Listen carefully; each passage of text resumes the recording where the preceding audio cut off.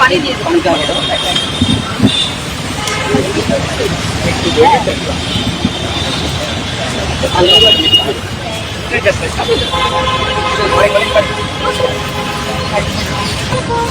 তোমাদের নাম কি? তোমার নাম কি? তোমার নাম? আচ্ছা, আপনার নাম? আচ্ছা, আমার নাম জাইমা। পরিচয় করে লাগলো।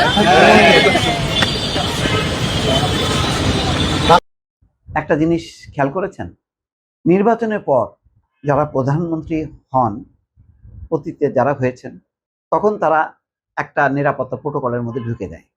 তখন পাবলিক প্রোগ্রামে খুব কম যান, খুবই নির্দিষ্ট যখন তিনি এতে যান, কোনো প্রকল্প উদ্বোধন করতে যান, এরকম কিছু অনুষ্ঠান ছাড়া, এবং যথারীতি সেটা করে চলে আসেন। অর্থাৎ জনসংযোগে আর যান না, হয়তো জনসভা একটা করেন। কিন্তু ব্যতিক্রমী আজকে দেখলাম, মনে হচ্ছে যেন নির্বাচনী সফর, সামনে কোনো নির্বাচন আছে। প্রধানমন্ত্রী তার সেই নির্বাচন উপলক্ষে যে গাড়িটা, বাস যেটা সজ্জিত করা হয়েছিল, সেই বাসে করে তিনি ঢাকা থেকে রওনা হয়েছেন। পথে পথে তিনি এখন সম্ভবত কুমিল্লার বরুড়ায় পথসভা করছেন, আরো পথে পথে দাউদকান্দি করবেন, আরো নানান জায়গায় করবেন। অর্থাৎ চাঁদপুর পর্যন্ত যতগুলি কুমিল্লার জেলা উপজেলা পড়ে সবগুলোতে তিনি করবেন। এটা আমি মনে করি যে তিনি একটা ব্যতিক্রম ধর্মী তার আয়োজন, যে যত বেশি জনসম্পৃক্ততা গড়ে তোলা যায়। এবং একটা কথা দেখেন, আজকে বলেছেন দেশ পুনর্গঠন সরকারের একার পক্ষে সম্ভব নয়, হাতে নিয়ে তিনি দেশটা পুনর্গঠন করতে চান। এই কথার মধ্য দিয়ে একটা জাতীয় ঐক্যের একটা ডাক আছে। এবং নির্বাচনের পর তিনি কিন্তু যে তার সেই তেজগাঁয় খুবই সুসজ্জিত নিরাপত্তা বেষ্টিত যে কার্যালয় আছে, সেখানে কিন্তু ঢুকে বসে থাকেননি। আমি কয়েকদিন সচিবালয় গেছি, দেখলাম যে ওই গিজগিজে অবস্থার মধ্যে তিনি সচিবালয়ে অফিস করছেন। থাকেন গুলশানে, গুলশান থেকে ওনার তেজগাঁয়ে আসাটা খুব সহজ, কিন্তু সেখান থেকে তিনি চলে আসছেন সচিবালয়ে। সচিবালয়ে আমার মনে পড়ে না, লাস্ট শেখ হাসিনা সম্ভবত মাঝে মধ্যে আসতেন, মাসে একবার বা 2 মাসে একবার আসতেন অল্প সময়ের জন্য, তারপর চলে যেতেন। কিন্তু ওই গণভবন আর তেজগাঁয় যে প্রধানমন্ত্রীর কার্যালয়, সেখানেই তিনি সীমাবদ্ধ থাকতেন। কিন্তু তারেক রহমান দেখেন, এগুলি খেয়াল করেন, মানে একটু মেলানোর চেষ্টা করেন যে আগের সাথে এখনকার, আমরা যাতে অতীত ভুলে না যাই। তিনি সচিবালয়ে বসছেন, মন্ত্রীরা, সমস্ত মন্ত্রণালয়গুলো তখন অ্যাক্টিভ থাকে। মন্ত্রীরা তখন তারা মনে করে যে কোনো মুহূর্তে হয়তো ডাক পড়তে পারে, যে কোনো মুহূর্তে হয়তো প্রধানমন্ত্রী তার মন্ত্রণালয়ে চলে আসতে পারে, এবং এসছেনও। তিনি ফ্লোরে ফ্লোরে তিনি ঘুরেছেন। আজকে দেখেন, এই যে পথসভা করতে করতে যাচ্ছেন, এরকম সাধারণত প্রধানমন্ত্রীরা করে না, কিন্তু তিনি ওই রাজনৈতিক দলের নেতারা যেভাবে করেন সেভাবেই করছেন। অর্থাৎ মানুষের কাছ থেকে বিচ্ছিন্ন হচ্ছেন না। ঢাকা বিশ্ববিদ্যালয়ের কথা চিন্তা করেন, তিনি সমস্ত প্রোটোকল উপেক্ষা করে, আমি তো নিজে ব্যক্তিগতভাবে আতঙ্কিত হয়েছি। উপর থেকে যে মানে দৃশ্যগুলো, ভিডিও শর্টগুলো আমি দেখলাম, তাতে এত হাজার হাজার মানুষ দেখলাম যে বিশ্ববিদ্যালয়ের বিভিন্ন ইয়ের থেকে, কলা ভবনের বিভিন্ন ফ্লোর থেকে ছুটে ছুটে আসছে সাধারণ ছাত্রছাত্রীরা, শিক্ষার্থীরা আসছে দেখার জন্য।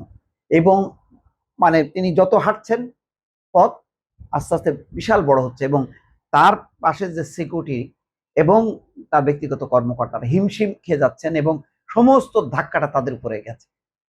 তারপরেও কিন্তু প্রধানমন্ত্রী নির্বিকার, তার নিরাপত্তা নেই, কোনো রকম ভাবনা নেই।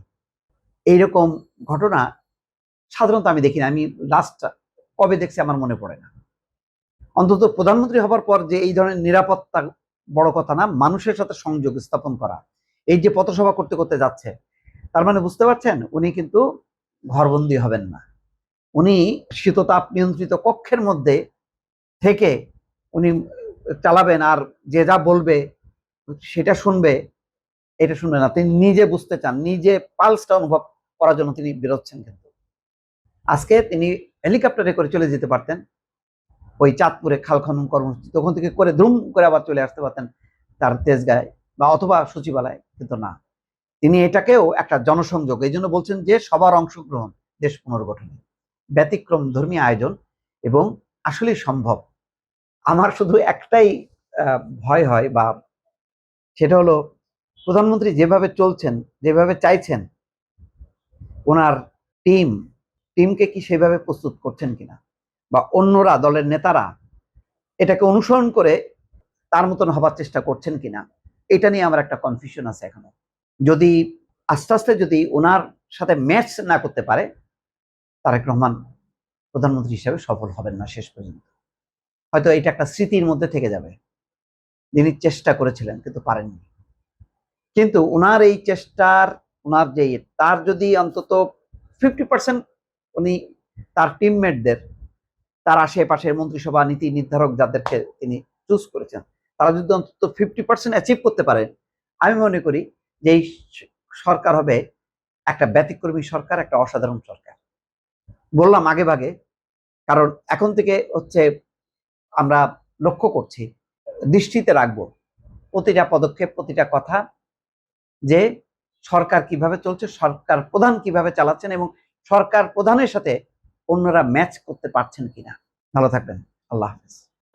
ভাই এবং বোনেদের সুপ্রিয়া দি আমার কথা বললেন, যেমন আমি বলি তেমন আমি করি।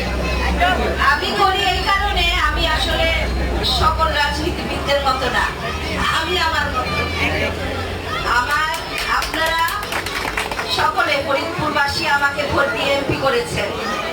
আমি কৃতজ্ঞতা আমার প্রকাশ করার আসলে আমি ভাষা হারিয়ে ফেলেছি। আমাকে অনেকে বলে যে আপনি এমপি হয়েছেন, আপনার কেমন অনুভূতি? আমি বলি যে আমার অনুভূতিটা হলো দায়িত্বের।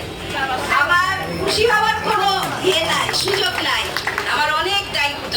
কারণ আপনারা আপনাদের দায়িত্ব পালন করেছেন, আমাকে ভোট দিয়ে এমপি করেছেন, এখন আমার দায়িত্ব শুরু। আমি চাই না, আমি এমন একটা মানুষ, আমার দায়িত্বটা আমি পুরোপুরি পালন করতে আমি পছন্দ করি। আমাদের পরিবারও করেছে, সেই জন্য শত বছর ধরে আমাদের পরিবার আপনাদের এখানে নেতৃত্ব দিয়েছে ফরিদপুরে। আমরা এক কথার মানুষ। রাজনীতিবিদরা মানুষকে খুশি করার জন্য, রাজি করার জন্য অনেক কথা বলে, কিন্তু আমি আসলে ওরকম রাজনীতিবিদ না, আমি কোনো বড় রাজনীতিবিদও না। আমি এই ফরিদপুরের মেয়ে, আপনাদের মেয়ে।